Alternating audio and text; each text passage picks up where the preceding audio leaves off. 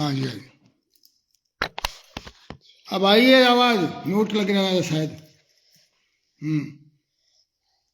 कथा प्रारंभ होता है, सुनो वीर हनुमान, आसन आन विराजियो, पवन पुत्र बलवान सियावर, रामचंद्र पद जय, शरणम शंकर, हरिओम जय जय सिया राम। सुखदेव जी कहते हैं, प्रसिद्ध अब समस्त गुणों से युक्त बहुत सुहावना समय आया। रोहिणी नक्षत्र था, आकाश के सभी नक्षत्र ग्रह तारे शांत सौम्य हो रहे थे। सौम्य का मतलब शांत और सुमधुर, शीतलता लिए हुए। ये कैसे पता लगता है और ये क्यों हुआ? क्योंकि जैसे अंतःकरण शुद्ध होने पर उसमें भगवान का आविर्भाव होता है, श्री कृष्ण अवतार के अवसर पर भी उसी प्रकार समष्टि की शुद्धि का वर्णन किया गया है। जब मनुष्य के हृदय में भी भगवान का आविर्भाव होता है तब भी ऐसा ही माहौल बन जाता है, ऐसा अवसर बन जाता है। तो अब भगवान ने अवतार लेना है तो इसलिए ऐसा हुआ है। कृष्ण अवतार के अवसर पर ठीक उसी प्रकार समष्टि यानी सारी सृष्टि की यानी कि संसार की शुद्धि का वर्णन किया गया है। इसमें काल, दिशा, पृथ्वी, जल, अग्नि, वायु, आकाश, मन और आत्मा 9 द्रव्यों का अलग अलग नामों उल्लेख करके साधक के लिए एक अत्यंत उपयोगी साधन पद्धति की ओर संकेत किया गया है। ये 9 तरह की शुद्धियां बताई गई हैं। जब भगवान अवतार लेते हैं तो ये 9 तरह की शुद्धि सृष्टि में भी होती है। और अब भगवान अवतार लेने वाले हैं भगवान कृष्ण, तो ये सभी नक्षत्र और ग्रह तारे शांत और सौम्य हो रहे हैं। और 9 चीजें कौन कौन सी है? पहला काल, समय। भगवान काल से परे हैं और शास्त्रों सत्पुरुषों के द्वारा ऐसा निरूपण सुनकर काल मानो क्रुद्ध हो गया था और रुद्र रूप धारण करके सबको निगल रहा था। आज उसे मालूम हुआ कि स्वयं भगवान, परिपूर्णतम भगवान श्री कृष्ण मेरे अंदर अवतीर्ण हो रहे हैं काल में। तब वह अंदर से भर गया और समस्त सद्गुणों को धारण कर सुहावना बनकर प्रकट हो गया। समय बड़ा सुहावना हो गया। पहला है काल। तो भगवान जब हमारे अंदर प्रकट होते हैं हृदय में तो काल बड़ा सुहावना हो जाता है, समय बड़ा सुहावना हो जाता है। उसके बाद दिशा, दिशाएं जो है ना, दिशाओं को देवी माना गया है और हर दिशाओं के एक एक स्वामी होते हैं। जैसे पूर्व के इंद्र और पश्चिम के वरुण। कंस के राज्य काल में देवता अपराधीन और कैदी हो गए थे। अब भगवान कृष्ण के अवतार से देवताओं की गणना के अनुसार 11-12 दिनों में उन्हें छुटकारा मिल जाएगा। इसलिए अपने पतियों के संगम सौभाग्य का अनुसंधान करके देवियां प्रसन्न हो गई, यानी दिशाएं प्रसन्न हो गई देवियां। और देव और दिशा के परिच्छेद से जो रहित है वे ही प्रभु भारत देश के ब्रज प्रदेश में आ रहे हैं। यह अपूर्व आनंदोत्सव भी दिशाओं की प्रसन्नता का सूचक है, कारण है। पृथ्वी, उसके पश्चात पृथ्वी, जल यानी नदियां, हद, अग्नि और वायु।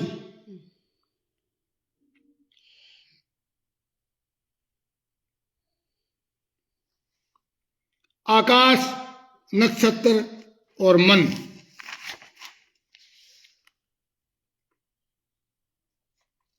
और भाद्र मास अर्थात ये भद्र, भादवा, कल्याण का देने वाला भद्र मास का मतलब भद्र होता है सज्जन। और कृष्ण पक्ष सोम कृष्ण से संबंध है। भगवान का अवतार कृष्ण पक्ष की अष्टमी को हुआ, भाद्रपद की। तो अष्टमी तिथि के बीचों बीच मास के बीच में अष्टमी पड़ेगी ना। 7 तिथियां इधर, 7 तिथियां इधर, बीच में। हाँ, तो बीच की तिथि है, संधि स्थल पर है। और रात्रि का भी फिर 12 बजे का समय है, वो भी अर्धरात्रि का समय था, वो भी योगी जनों को प्रिय है। ये दोनों संध्या कालों और रात्रि का बीच की संधि समय है। तो ऐसे समय में सारा समय अनुकूल हो गया और दिशाएं स्वच्छ प्रसन्न थी। निर्मल आकाश में तारे जगमगा रहे थे। पृथ्वी के बड़े बड़े नगर, छोटे छोटे गांव, हीरों की बस्तियां, हीरे आदि की खाने मंगलमय हो रही थी। नदियों का जल निर्मल हो गया, साफ हो गया। रात्रि के समय भी सरोवरों में कमल खिल रहे थे। कमल दिल में खिलते हैं, पर तो रात्रि के समय खिले हुए थे। वन में वृक्षों की पंक्तियां रंग बिरंगे पुष्पों के गुच्छों से लद गई थी। कहीं कहीं पक्षी भी रात को चग रहे थे, पक्षी रात को नहीं बोलते। कहीं तो भौरें गुनगुना रहे थे। उसमें परम पवित्र शीतल मंद सुगंध वायु अपने स्पर्श से लोगों को सुखदान करती हुई बह रही थी। क्योंकि भादवा में हम जानते हैं, बहुत सावन भादवा में बड़ी गर्मी होती है, परंतु उसमें भादवा के महीने में रात को कितनी हुमस होता है हम जानते हैं, और बारिश के समय होते हैं, चौमासा होता है, परंतु उस समय परम पवित्र शीतल मंद सुगंध वायु अपने स्पर्श से लोगों को सुखदान करती हुई बह रही थी। ब्राह्मणों के अग्निहोत्र की कभी न बुझने वाली अग्नियां जो कंस के अत्याचार से बुझ गई थी, वो अपने आप ही हवन की कुंड की अग्नियां अपने आप ही प्रज्वलित हो गई। नारायण हरि नारायण हरि नारायण।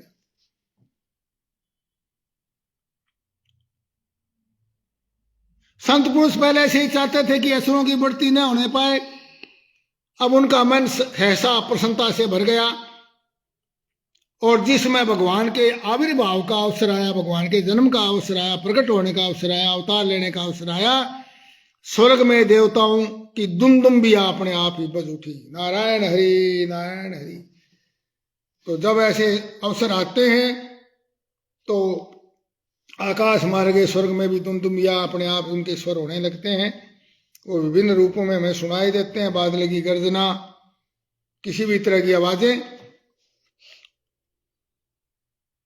किन्नर और गंधर्व मधुर स्वर में गाने लगे तथा सिद्ध और चारण भगवान के मंगलमय गुणों की स्तुति करने लगे। विद्याधरियों के अप्सराओं, विद्याधरियां अप्सराओं के साथ नाचने लगी। बड़े बड़े देवता ऋषि मुनि आनंद से भरकर पुष्पों की वर्षा करने लगे।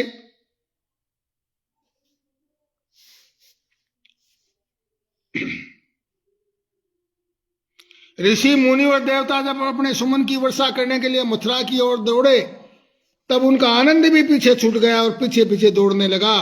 उन्होंने अपने निरोध और बाध संबंधी सारे विचार त्याग कर मन को भगवान कृष्ण की ओर जाने के लिए मुक्त कर दिया और उन पर न्यौछावर कर दिया।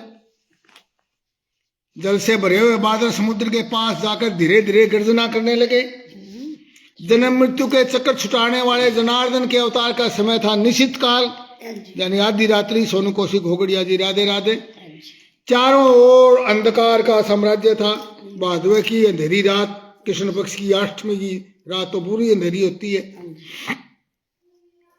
और उस समय सबके हृदय में विराजमान भगवान विष्णु देव रूपिणी देवकी से के गर्भ से प्रकट हुए, जैसे पूर्व दिशा में 16 कलाओं से परिपूर्ण चंद्रमा का उदय हो गया। बोलो भगवान कृष्ण चंद्र की जय। बांके बिहारी लाल की जय हो। नंद के गोपाल की जय हो।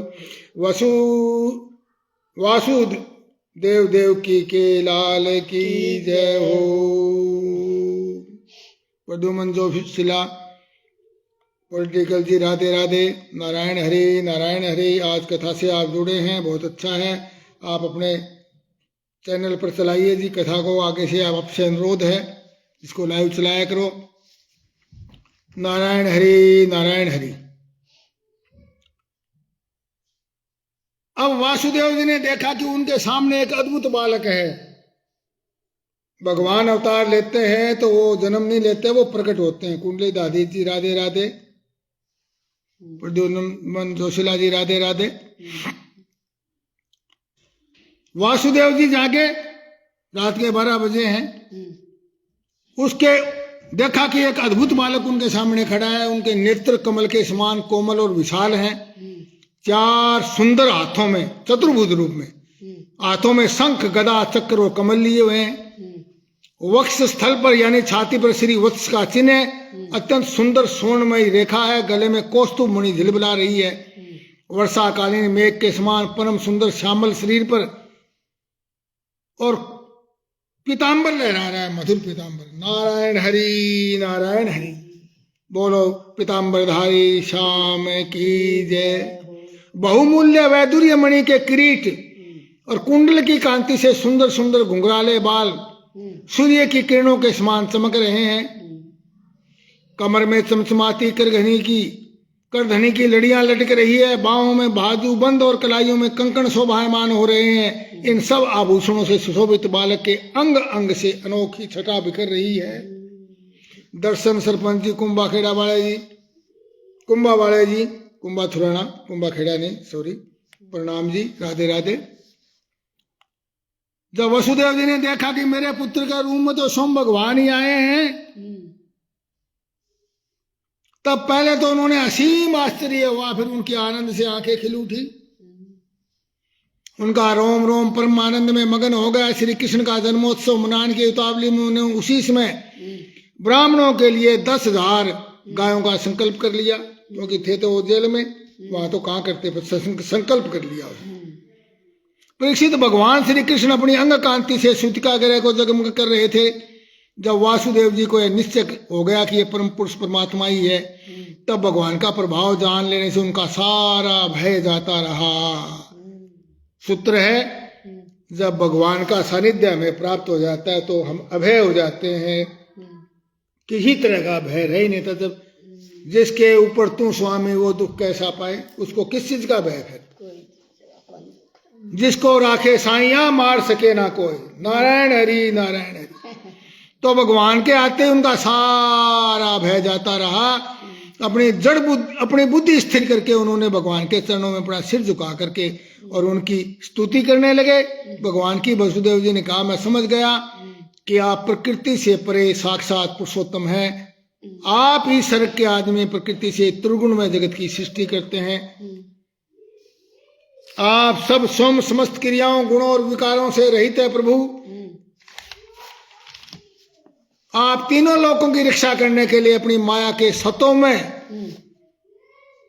और शुक्ल वर्ण पोषणकारी विष्णु रूप धारण करते हैं। उत्पत्ति के लिए रज प्रधान रक्त वर्ण ब्रह्मा जी को पैदा करते हैं और प्रलय के रूप तमोगुण प्रधान कृष्ण वर्ण संहारकारी रुद्र रूप को प्रकट करते हैं। नारायण हरि नारायण हरि। हे देवताओं के आराध्य देव प्रभु, यह कंस बड़ा दुष्ट है।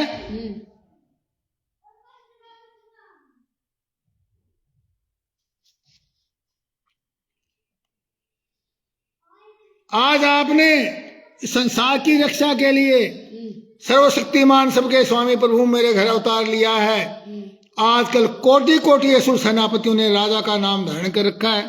असुरों ने राजा बन गए, असुर राजा के रूप में आ गए हैं और अपने अधीन बड़ी बड़ी सेनाएं कर रखी हैं। आप सब उनका संहार करोगे। देवताओं के भी आराध्य देव प्रभु, यह कंस बड़ा दुष्ट है। इसे जब मालूम हुआ कि आपका अवतार हमारे घर होने वाला है, तब उसने आपके भय से आपके बड़े भाइयों को मार डाला।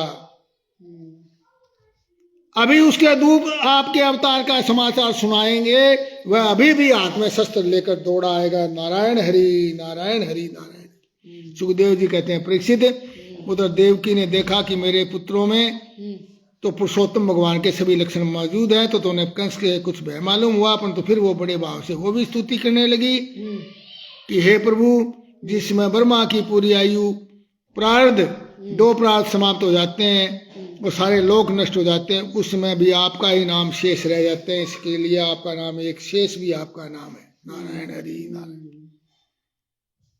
प्रभु, यह जीव मृत्युग्रस्त हो रहा है, मृत्यु काल कराल व्याल से भयभीत होकर के संपूर्ण लोकांतर में भटकता रहता है। प्रभु, आप भक्त भयहारी है, हम लोग इस दुष्ट कंस से बड़े भयभीत हैं, अतः आप हमारी रक्षा कीजिए।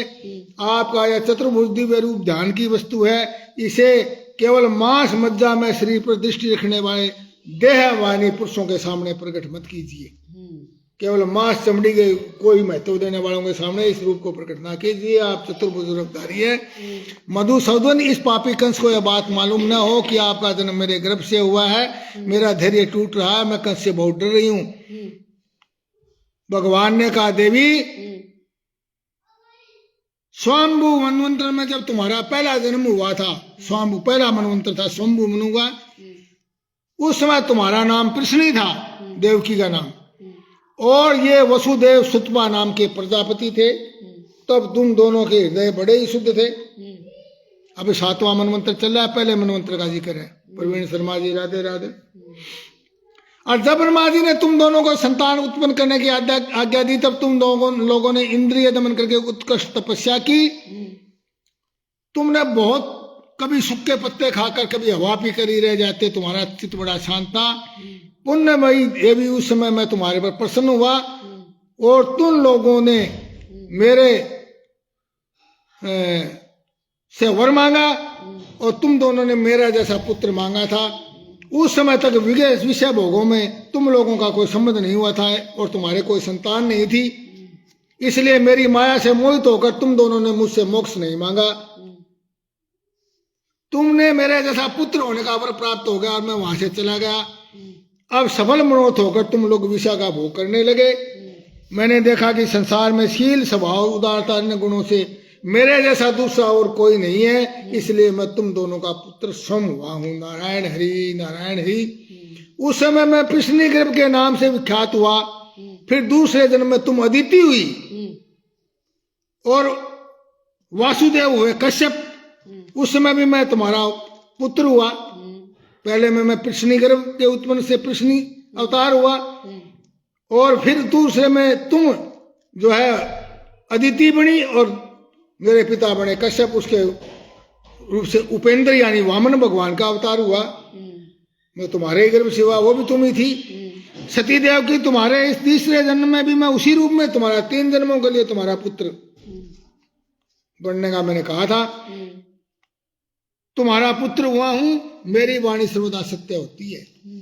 भगवान श्री कृष्ण ने विचार किया कि मैंने इनको वर तो दे दिया, मेरे समान पुत्र होगा, परंतु इसको मैं पूरा नहीं कर सकता क्योंकि वैसा कोई और है ही नहीं। स एक एव प्रभु रे द्वितीय, वो प्रभु एक ही है और अद्वितीय है, उन जैसा और कोई नहीं है। ये वेदों में, शास्त्रों में वर्णन आता है। यही यहाँ का है कि मेरे जैसा और कोई नहीं है और मेरे जैसा पुत्र मांगे है तो मैं किसी को देने की वस्तु की प्रतिज्ञा करने की पूरी न कर सके तो उसको तीसरी तिगुनी वस्तु दे देनी चाहिए। ये सूत्र बताया है। आपसे कोई वस्तु मांगता है, आप उसको देने की बात कर देते और वैसी वस्तु आप पूरी ना कर सको, तो कर दी आपने, भैया मैं आपको दे दूंगा, परंतु वो पूरी नहीं कर सकते, तो इसका एक ही इलाज है कि आप उस वस्तु को 3 गुणी दे दीजिए। नारायण हरि, नारायण। तो यह सदृश पदार्थ के समान मैं हूं, अतः मैं आपको 3 बार अपने आप को इनका पुत्र बनाऊंगा, ऐसा उस समय निश्चय कर लिया था। वही वस्तु मैं पहले मनवंतर में ही।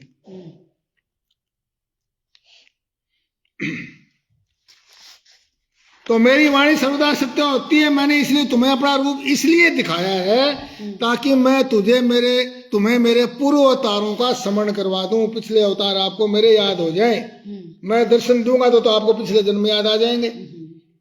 भगवान जब प्रकट होते हैं तो पिछले सारे जन्म उस जीव को दिखाई देने लग जाते हैं। नहीं, हम सब जीव अपना भूल जाते हैं पिछले जन्म। ये भी एक सूत्र है। यदि मैं ऐसा नहीं करता तो केवल मनुष्य शरीर से मेरे अवतार की पहचान नहीं होती पाती। आपको पता नहीं लग पाता कि मैंने अवतार लिया, आपको बताना था मैंने। तुम दोनों मेरे प्रति पुत्र भाव और निरंतर ब्रह्म भाव रखना। इस प्रकार वात्सल्य, स्नेह और चिंतन के द्वारा तुम्हें मेरे परम पद की प्राप्ति होगी। तुम मेरे प्रति पुत्र का ही भाव रखना, भगवान का भाव मत रखना। और ब्रह्म भाव रखना, भी ब्रह्म है, वो सभी में ब्रह्म है। तो तुम्हारे को इसी रूप से ही मेरे परम पद की प्राप्ति हो जाएगी। नारायण हरि, नारायण। ये तपस्या का फल है, ये परम पद की प्राप्ति। ये तो उन्होंने मांगा था वरदान, भगवान ने पूरा कर दिया। मोनो शर्मा जी, नारायण हरि, नारायण हरि, राधे राधे।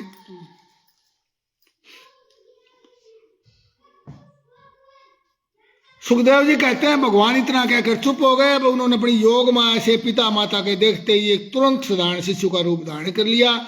तब वसुदेव जी ने भगवान की प्रेरणा से अपने पुत्र को लेकर सूतिका गृह से बाहर निकलने की इच्छा की। उस समय नंद पत्नी यशोदा के गर्भ से योग माया का जन्म हुआ था, क्योंकि पहले से ही तय थी बातें। और जो भगवान की शक्ति होने के कारण उनके समान ही जन्म रही थे। अब यहाँ भगवान भी कोई गर्भ से नहीं निकले, प्रकट हुए हैं, देखिए। और उधर नंद के गर्भ से भी वो गर्भ तो थे ही नहीं नंद यशोदा को, यशोदा के गर्भ से। उधर माया, भगवान ने कहा था कि आपने माया के रूप में वहां से जन्म लेना है, आपने मेरी जगह आ जाना है और मैं वहां चला जाऊं, बदला है। तो भगवान की योग माया वो भी भगवान ही है। तो योग माया का जन्म उसी समय होया। उस योग माया का जो भगवान की शक्ति है वो भी उसी के समान जन्म रहित है। भगवान भी जन्म रहित है और वो भी जन्म रहित है, माया भी। उसी योग माया ने द्वारपाल और पूर्ववासियों की समस्त इंद्रवृत्तियों की चेतना हर ली और सबके सब अचेत हो गए। नारायण हरि, नारायण हरि। जब भगवान की योग माया फैलती है, हम तो सोचते हैं कि हम सब कुछ कर रहे हैं, उसकी योग माया से हम सब कुछ कर रहे हैं, हमें पता लगता है। तो सबके सब अचेत हो गए। बंदी गृह के सभी दरवाजे बंद थे, उनमें ताड़े, बड़े बड़े किवाड़ और लोहे की जंजीर और ताड़े लगे हुए थे। कहते हैं भाई 7 तालों के भीतर, हमने तो सुना है पुराना भी 7 तालों के भीतर वो उसके में बंद थे और लोहे की बड़ी बड़ी बड़े बड़े किवाड़ किले जैसे। उसके बाहर जाना बड़ा एक कठिन था, परंतु वासुदेव जी भगवान कृष्ण को लेकर गोद में जो ही उनके निकट पहुंचे, वे सब के सब दरवाजे अपने आप खुल गए। नारायण हरि, नारायण हरि, नारायण हरि। जैसे सूर्योदय होते ही अंधकार दूर हो जाता है, वैसे ही तारे अपने आप ऐसे खुल गए जैसे दिन निकलता है। नारायण है। और उस समय धीरे धीरे बादल गर्ज कर, क्योंकि बादल तो गर्जने थे, फूल बरसा रहे थे देवता, जल की फुहारे छोड़ रहे थे, इसलिए शेष जी अपने फणों से जल को रोकते हुए भगवान के पीछे पीछे चलने लगे। नारायण हरि। वासुदेव जी ने टोकरी में भगवान को उठा रखा और उसको पर शेष नाग जो है अपने फण उठा लिया ताकि बारिश ना लगे। नारायण हरि, नारायण हरि। उन दिनों बार बार वर्षा होती थी, क्योंकि भादों महीने में जानते चौमासा होता है, बार बार वर्षा होती है उसमें, इसलिए यमुना जी भी बहुत बढ़ गई थी। उनका गहरा प्रवाह और तेज हो गया था। तल तरंगों के कारण उसके ऊपर झाग ही झाग था, फेन झाग को बोलते। और सैकड़ों भयानक भंवर पड़ रहे थे पानी में। हम जानते हैं भंवर पड़ते हैं तो उठा के पता नहीं कहाँ फेंक देता है वो, नदियों में भंवर झाल होती है। जैसे सीतापति भगवान श्री राम जी को समुद्र ने मार्ग दे दिया था, वैसे ही यमुना जी ने भगवान को मार्ग दे दिया। नारायण हरि, नारायण हरि।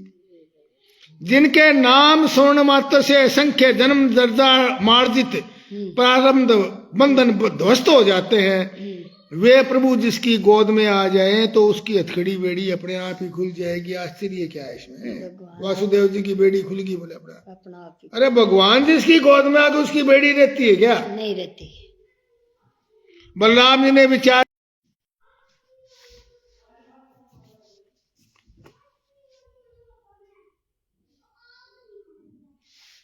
उन्होंने सोचा कि मेरे रहते यदि मेरे स्वामी को वर्षा से कष्ट पहुंचा तो मुझे धिक्कार है, इसलिए उन्होंने अपना सिर आगे कर दिया। जन्म तो उन्होंने बलराम जी के रूप में ले रखा था। अथवा उन्होंने सोचा होगा कि ये विष्णु पद आकाशवासी मेघ परोपकार के लिए अतः अधपतित होना स्वीकार करते हैं, इसलिए बलि के समान सिर से वंदनीय है।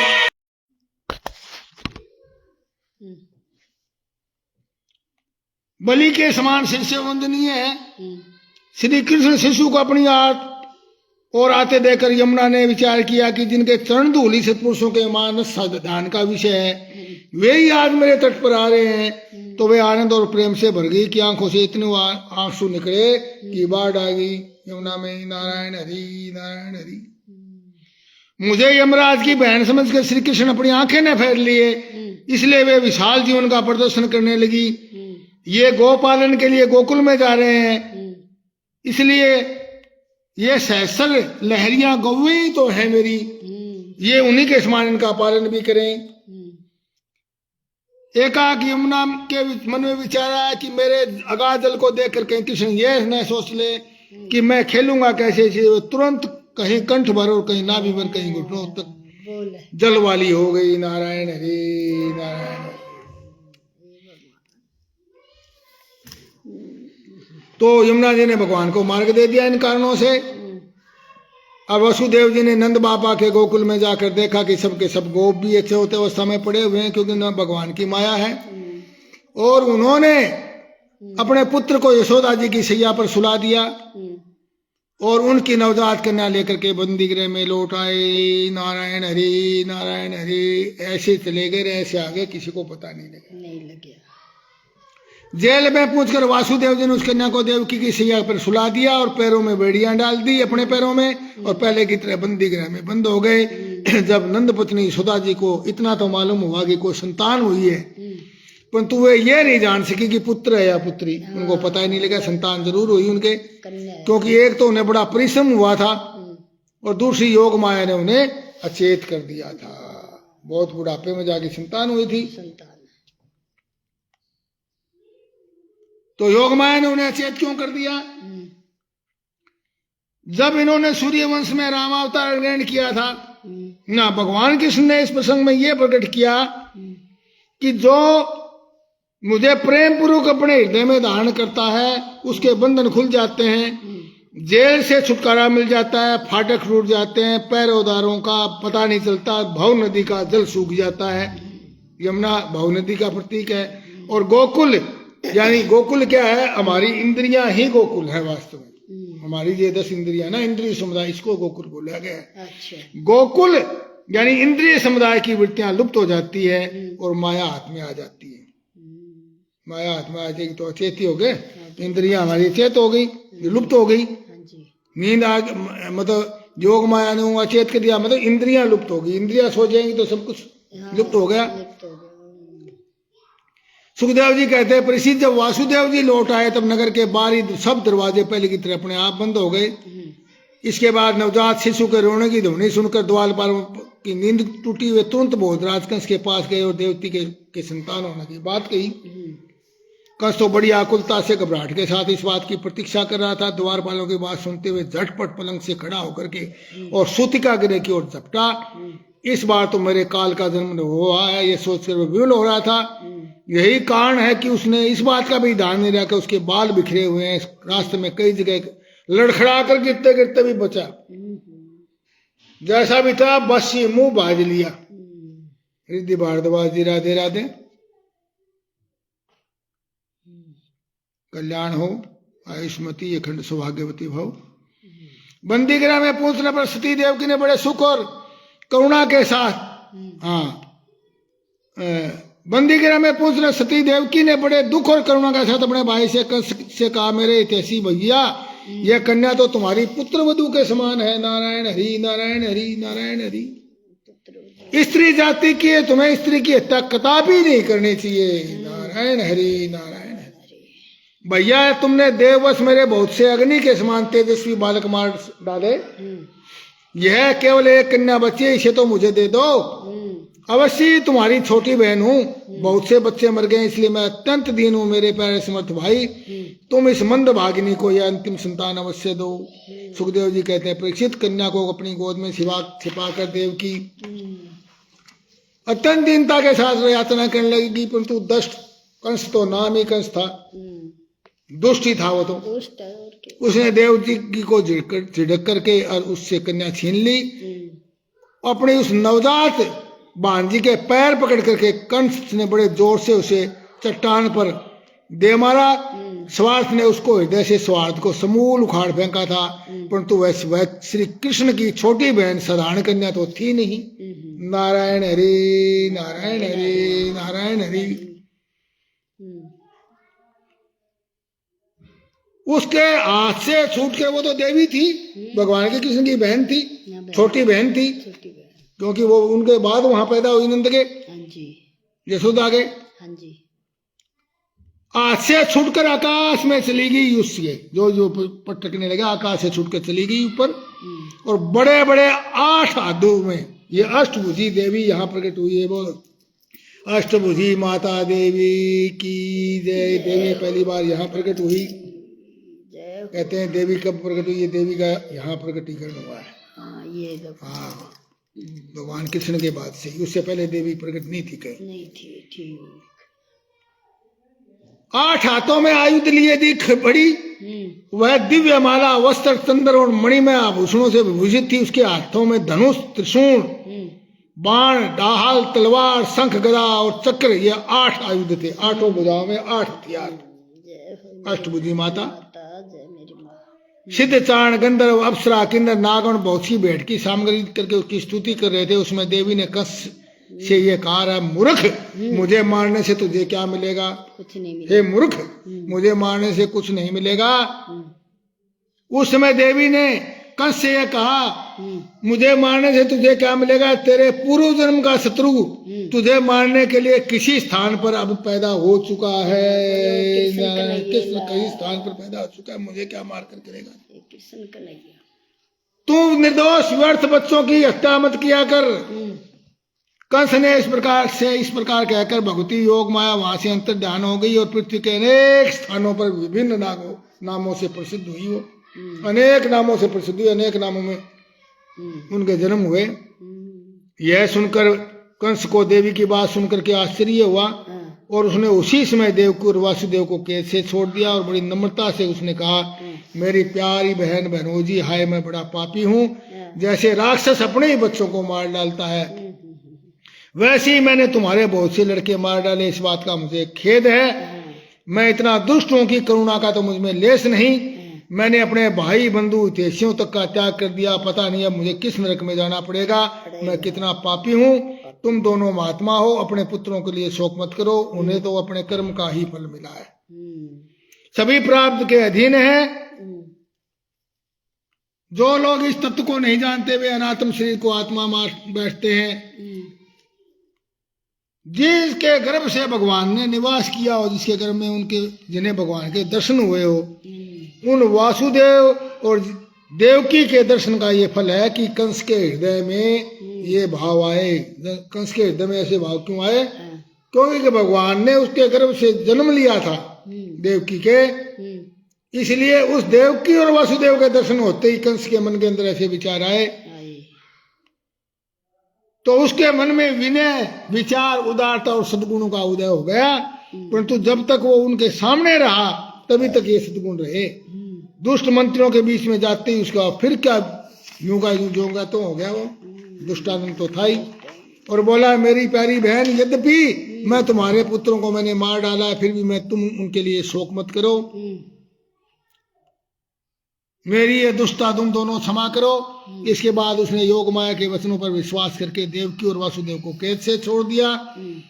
तब उसने देवकी ने देखा कि मेरे भाई ने पश्चाताप करके अपराध का पश्चाताप कर लिया है, तो उसने अपराधों को वो भूल गई। और वासुदेव ने कंस से कहा, मनस्वी कंस, आप जो कहते हो वो ठीक है। जीव ज्ञान के कारण शरीर को आदि में मान बैठ देता है, इसलिए आप अपने प्राय का उसे अपने प्राय का भेद हो जाता है। सुखदेव जी कहते हैं, परीक्षित, जब वसुदेव और देवकी ने निष्कपट भाव से कंस के साथ बातचीत की तब उनकी अनुमति लेकर वो महल में चला गया। वह रात्रि बीत जाने पर कंस ने अपनी मंत्रियों को बुलाया और योग माया से जो कुछ कहा था सब उन्हें कह सुनाया। कंस के मंत्री पूर्णता निपुण नहीं थे। दैत्य के होने के कारण स्वभाव से ही देवताओं के प्रति शत्रु भाव रखते थे। और कंस से कहने लगे, भोजराज, यदि ऐसी बात है तो आज ही बड़े बड़े नगरों में, छोटे छोटे गांवों में, अहिदिकों बस्तियों में, दूसरे स्थानों पर जितने भी बच्चे हुए हैं,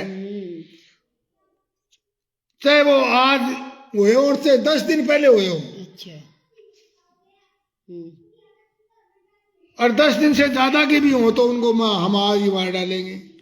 देखो, पाप कर्म जब बढ़ने लगता है तो ब्याज ऐसे प्रारब्ध बढ़ता है।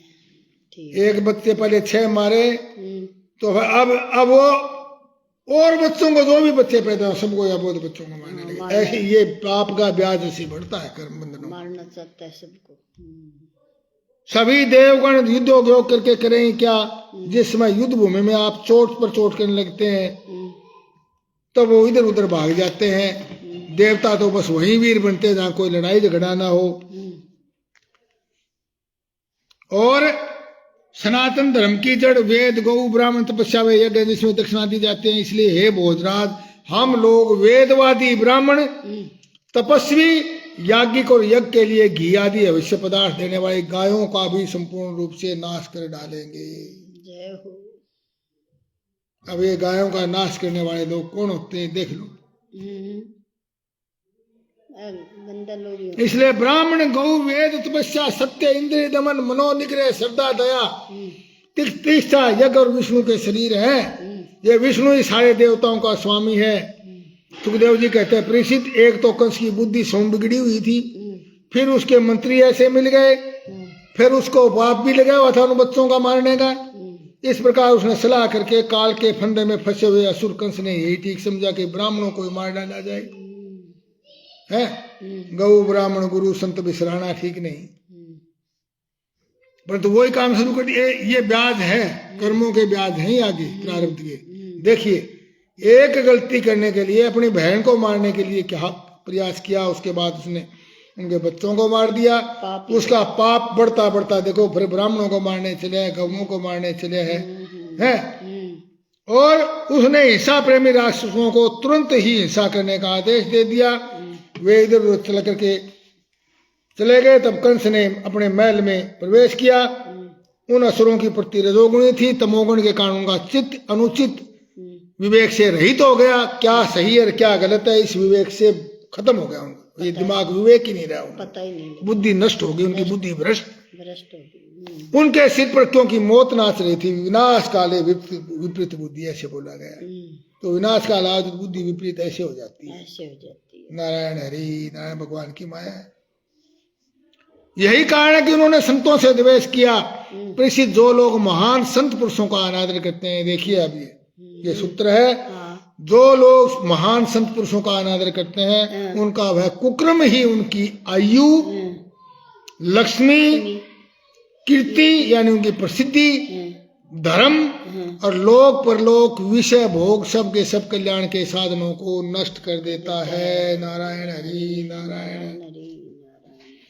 कथा समाप्त होते है, सुनो वीर हनुमान, कथा हमारी वैकुंठ में आप करो विश्राम। सियावर रामचंद्र की जय, शरणम शंकर हरि ओम जय जय सिया राम।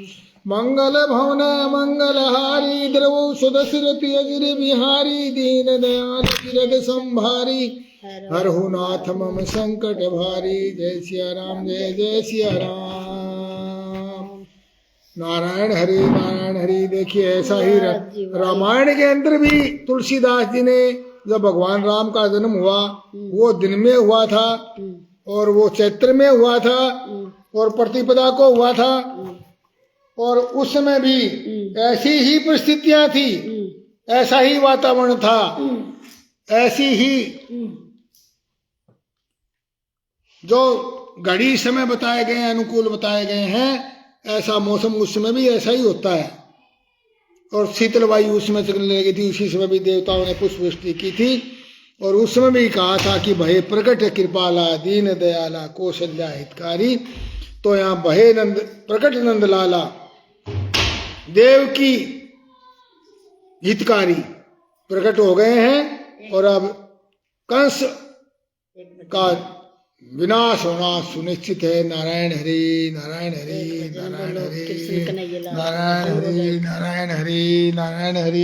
एक भजन बोला कृष्ण। हाँ बोलो, आप बोलो। आप बोलो। नंद के आनंद के, नंद के आनंद भयो जय कन्हैया लाल की, नंद के आनंद भयो जय कन्हैया लाल की, हाथी घोड़ा पाल की जय कन्हैया लाल की, हाथी घोड़ा पाल की जय कन्हैया लाल की, नंद के आनंद भयो जय कन्हैया लाल की, नंद के आनंद भयो जय कन्हैया लाल की, बांके बिहारी लाल की जय, कृष्ण कन्हैया लाल की जय। आज तो आनंद मारे कृष्ण आए पावना, आज तो आनंद मारे कृष्ण आए पावना, कृष्ण आए पावना, गोपाल आए पावना, कृष्ण आए पावना, गोपाल आए पावना। आज तो आनंद मारे कृष्ण आए पावना, आज तो आनंद मारे कृष्ण आए पावना। फूलों का मैं आसन लाई, फूलों का बिछावना, हाँ फूलों का मैं आसन लाई, फूलों का बिछावना, फूली फूली मैं फिरूं जी बांटती बदावना। फूली फूली मैं फिरूं जी बांटती बधाइयाँ। आज तो आनंद मारे कृष्ण आए पावना। आज तो आनंद मारे कृष्ण आए पावना। जमुना जी के नीर तीर गौओं को चरावना। जमुना जी के नीर तीर गौओं को चरावना। काली सी कैमरिया ओडे बांसुरी बजावना। काली सी कैमलिया ओडे बांसुरी बजावना। आज तो आनंद मारे कृष्ण आए पावना। आज तो आनंद मारे कृष्ण आए पावना। कृष्ण आए पावना गोपाल आए पावना। पावना होता है मेहमान, अतिथि। हाँ जी। कृष्ण आए पावना गोपाल आए पावना। आज तो आनंद मारे कृष्ण आए पावना। पावना बागड़ी भाषा में गेस्ट को बोलते हैं, मेहमान को बोलते हैं। नारायण हरि नारायण हरि। तो यहाँ भगवान ही मेहमान बनकर आ गए हैं। नारायण हरि।